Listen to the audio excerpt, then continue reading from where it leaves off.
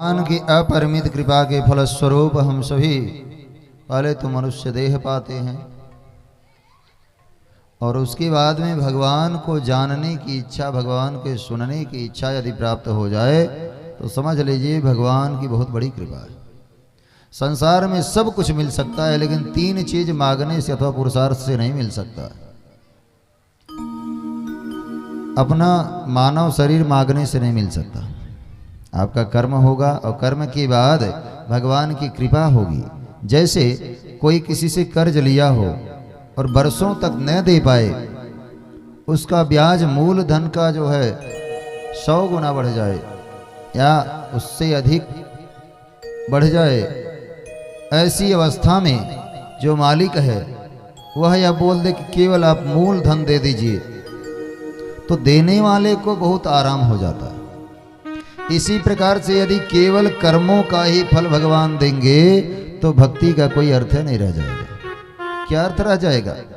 जैसे दूध बेचने वाले दुकानदार से पैसा लेते हैं, यदि अपने पुत्रों से भी पैसा लेने लगे तो अपने पराये का भेद कहाँ रह जाएगा। इसलिए भगवान भक्ति के परवश हैं, भक्ति के परवश हैं, लेकिन भक्ति छद्म रहित तो होना चाहिए। मतलब हृदय में राम, मुख में राम और अपने चारों तरफ राम ही राम। ऐसा न हो कि केवल हम राम नाम अथवा तो किसी ईश्वर का नाम जो लें वो केवल दिखावटी हो। यदि ऐसा होगा तो केवल पेट भरने का साधन हो सकता है, दूसरा कुछ नहीं। हनुमान जी एक हैं जिनकी कृपा से, जिनकी शक्ति से अनेक भक्तों का उद्धार हुआ। साक्षात राम जी ने भी कहा है कि आप से हम उऋण नहीं हो सकते। मतलब आपका यह जो कृतज्ञता है, जितना उपकार आपने किया उसका बदला हम नहीं दे सकते।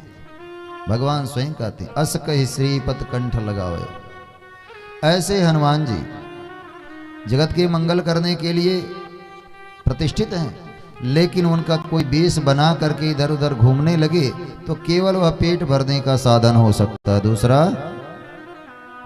यमराज हैं, उनका भी देखने में आता है कि बाजारों में कोई रूप बना करके चलते हैं। यह सब बड़ा दुर्भाग्य का बात है और हम लोग हंस करके उनको भिक्षा देते, अपने देवताओं का मजाक उड़वाते हैं।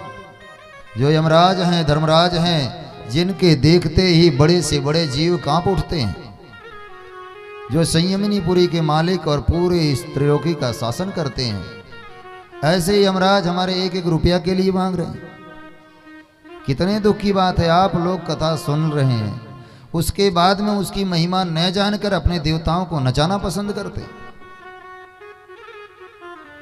अक्सर भागवत कथाओं में, अन्य कथाओं में भी एक प्रचलन सा चल गया है कि राधा कृष्ण बनाया जाए और नचाया जाए।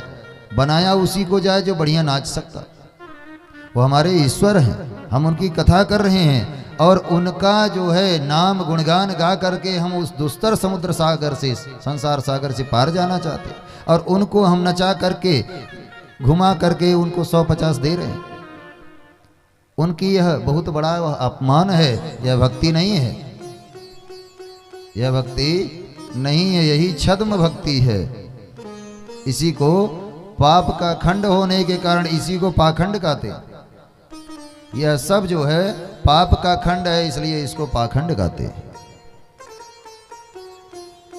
अंदर से भक्ष्य का विचार न करें, बाहर तिलक लगा के निकलें, यह भी पाखंड है।